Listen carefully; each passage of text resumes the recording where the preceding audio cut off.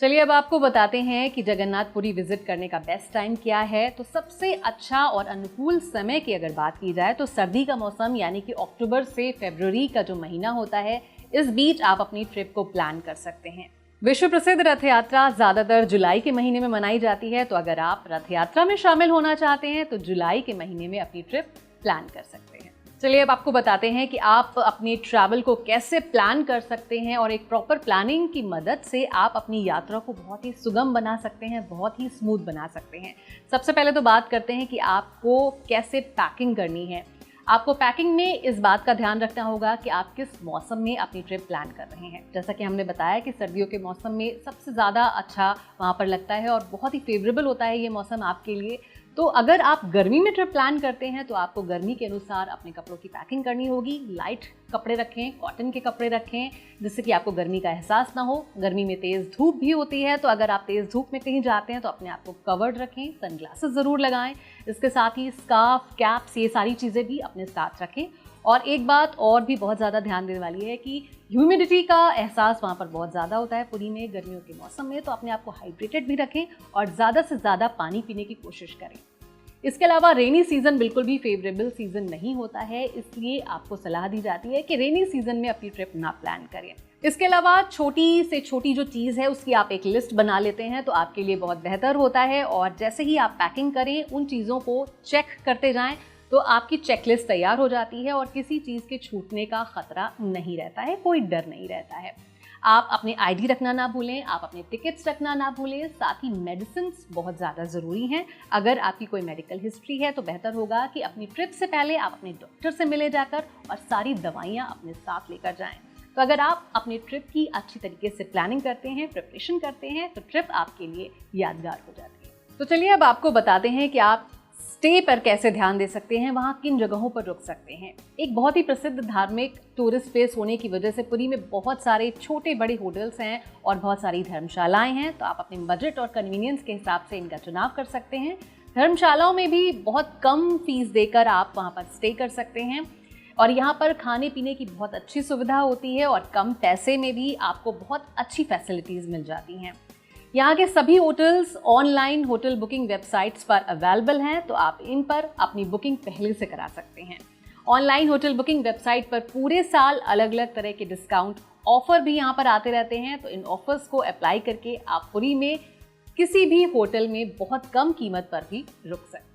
अब बात करते हैं कि पुरी आप कैसे पहुंच सकते हैं। भुवनेश्वर का बीजू पटनायक हवाई अड्डा पुरी के सबसे नज़दीकी हवाई अड्डा है। बीजू पटनायक हवाई अड्डे की पुरी से दूरी सिर्फ 60 किलोमीटर है। भुवनेश्वर का हवाई अड्डा भारत के प्रमुख हवाई अड्डों से बहुत अच्छी तरीके से कनेक्टेड है, तो अगर आप फ्लाइट के जरिए आना चाहते हैं तो इस एयरपोर्ट से आ सकते हैं। अगर आप किसी दूसरे देश से पुरी की यात्रा कर रहे हैं तो बंगाल में कोलकाता का सुभाष चंद्र बोस इंटरनेशनल हवाई अड्डा सबसे उपयुक्त रहेगा आपके लिए। और अगर आप रेल के जरिए पुरी पहुंचना चाहते हैं तो भारत का एक प्रमुख धार्मिक स्थल होने की वजह से पुरी लगभग पूरे भारत से रेल मार्ग से बहुत अच्छी तरीके से कनेक्टेड है। भारत के लगभग सभी राज्यों के सभी शहरों से पुरी के लिए जो रेगुलर रेलवे है वो अवेलेबल रहती है, तो आप इसे भी इस्तेमाल कर सकते हैं। लेकिन अगर आप बाय रोड जाना चाहते हैं तो पुरी भारत के राष्ट्रीय राजमार्ग द्वारा उड़ीसा के भुवनेश्वर और कटक जैसे शहरों से बहुत अच्छी तरीके से जुड़ा हुआ है। अगर आप अपने निजी व्हीकल से जाना चाहते हैं और रोड ट्रिप का आनंद लेना चाहते हैं तो भी आसानी से पहुंच सकते हैं। यहाँ पर आप कैब्स के ज़रिए भी पहुंच सकते हैं, बसेस के ज़रिए भी पहुंच सकते हैं और उड़ीसा के अंदर पुरी के आसपास भी आपको जो लोकल ट्रांसपोर्ट है आसानी से उपलब्ध हो जाएगा। और अगर आप पुरी जाते हैं तो यहाँ पर जो स्थानीय भोजन है जो कि बहुत पॉपुलर है उसे ज़रूर चखें। पुरी अपनी धार्मिक स्थान और सुंदर पर्यटन स्थलों के अलावा यहाँ के खान पान के लिए भी बहुत ज़्यादा पॉपुलर है। पुरी में उड़ीसा की पारंपरिक स्थानीय भोजन परोसे जाते हैं जिनका स्वाद आपके लिए एक नया एक्सपीरियंस हो सकता है। यहाँ पर अलग अलग तरह के स्थानीय पारंपरिक भोजन परोसे जाते हैं जिनका स्वाद एकदम लाजवाब होता है और आप इन्हें ज़रूर ट्राई करें।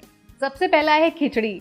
खिचड़ी वैसे तो बहुत ही आम व्यंजन है जो भारत के लगभग हर राज्य में, हर घर में बनता ही है, लेकिन पुरी में खिचड़ी एक बहुत ही प्रमुख व्यंजन माना जाता है क्योंकि यहाँ पर भगवान जगन्नाथ को खिचड़ी का ही भोग लगाया जाता है। यहाँ पर खिचड़ी को शुद्ध घी में चावल, दाल और साग सब्जियों के साथ इसे मिलाकर पकाया जाता है। जो बहुत ही अमेजिंग स्वाद देती है। और यही कारण है कि यहाँ पर खिचड़ी का जो टेस्ट है आपको बाकी जगहों की तुलना में काफ़ी अलग मिलेगा। अगर आप उड़ीसा के आसपास के किसी राज्य से हैं या उड़ीसा के रहने वाले हैं तब तो आपने इस व्यंजन का नाम सुना होगा, लेकिन अगर आप किसी दूसरे राज्य से आए हैं तो शायद ये व्यंजन आपके लिए एकदम नया अनुभव होगा। ये व्यंजन न केवल पुरी में बल्कि उड़ीसा के एक लोकप्रिय व्यंजन है। अब बात करते हैं मचा घात की। अगर आप मांसाहारी खाने के शौकीन हैं तो आप उड़ीसा में इस स्वादिष्ट और लाजवाब व्यंजन का स्वाद ले सकते हैं। ये मछली से तैयार बहुत ही लोकप्रिय और उड़ीसा में साधारण रूप से बनने वाला व्यंजन है। छेना पोड़ा उड़ीसा के हर एक नुक्कड़ और कोने में बेचे जाने वाला मिठाई है, जो विशेष रूप से जगन्नाथ मंदिर में भोग लगाने के लिए भी इस्तेमाल होता है और इसलिए इसका महत्व और ज़्यादा बढ़ जाता है। माना जाता है कि भगवान जगन्नाथ की पसंदीदा मिठाई भी है और यही कारण है कि यहाँ पर ये मिठाई बहुत ज़्यादा मात्रा में बिकती भी है। इसके अलावा कनिका उड़ीसा में विशेष रूप से परोसा जाने वाला एक मीठा पुलाव है। इसे भगवान जगन्नाथ के 56 भोग में से एक माना जाता है। इस भोजन को उड़ीसा में चिकन या मटन करी के साथ भी परोसा जाता है, तो आप इसे भी ट्राई कर सकते हैं। गर्मियों के दौरान पुरी की यात्रा करते समय ठंडक का आनंद लेने के लिए पाला भाटा व्यंजन का स्वाद आप ले सकते हैं, जिसे उड़ीसा के लगभग हर घर में रोज ही बनाया जाता है। इन व्यंजनों के अलावा आप दालमा, संतुला भी ट्राई कर सकते हैं और ये बहुत ही टेस्टी होते हैं और आपके एक्सपीरियंस में 4 चांद लगा देते हैं। अब शॉपिंग की बात की जाए तो जब ट्रैवलिंग के दौरान शॉपिंग की जाती है तो वो हमारी उस यात्रा को और ज़्यादा यादगार बनाती है। हम हमेशा उस चीज़ को देखकर याद करते हैं कि हम उसे कहाँ से लाए थे, कब लाए थे। इस लिहाज से अगर देखा जाए तो शॉपिंग भी ट्रैवलिंग का एक अहम हिस्सा होता है। तो अगर आप पुरी की यात्रा पर जा रहे हैं तो वहाँ से आपको क्या खरीदना है ये हम आपको बताते हैं। यहाँ आपको बहुत सारी अच्छी पारंपरिक साड़ियाँ मिल सकती हैं। यहाँ पसापल्ली, बोमकाई, संबलपुरी साड़ियाँ खरीद सकते हैं। आप यहाँ से नल्ली रेशम की खरीदारी भी कर सकते हैं। लेकिन अगर आप एक ऑथेंटिक ओडिया स्वाद की खोज में हैं तो आप इन साड़ियों के लिए इनके ऑथेंटिक स्टोर्स में जाएं। तो आप इन साड़ियों के लिए जा सकते हैं शहर के अंदर और बाहरी इलाके में जहाँ पर करघे हैं, इसलिए आप इन कपड़ों को बाकी शहरों की तुलना में कम कीमत पर खरीद सकते हैं। इसके अलावा ताड़ के पत्ते की पेंटिंग भी यहाँ पर बहुत ज़्यादा पॉपुलर है। पट्टा चित्र ओडिशा का एक बहुत ही विशिष्ट आर्ट फॉर्म है। कला पत्ते पर पेंटिंग करने के लिए अनुवाद करता है और आमतौर पर ताड़ के पत्तों को कैनवस के रूप में प्रयोग किया जाता है। आप इस पेंटिंग को अपने स्थान पर सजावट के लिए या किसी फैमिली या फ्रेंड को गिफ्ट देने के लिए भी लेकर जा सकते हैं। पट्टा चित्र चांदी की परत में भी अवेलेबल होता है। अगर आप समुद्र के किनारे मौजूद हैं तो इसे वहां से भी ले सकते हैं। इसके अलावा आप शेल्स और ऑयस्टर्स से बने हैंडीक्राफ्ट भी ले सकते हैं। यहाँ का जो फिलीग्री वर्क है वो बहुत ज़्यादा पॉपुलर है और इसे बहुत ही डेलिकेटली कार्व करके ज्वेलरी का स्वरूप दिया जाता है और इससे बहुत सारे आइटम्स बनाए जाते हैं। ये ज़्यादातर सिल्वर से बनाया जाता है और सिल्वर के थ्रेड्स को इस तरीके से बिना जाता है कि आपको एहसास भी नहीं होता कि ये सिल्वर की बनी हुई ज्वेलरी है।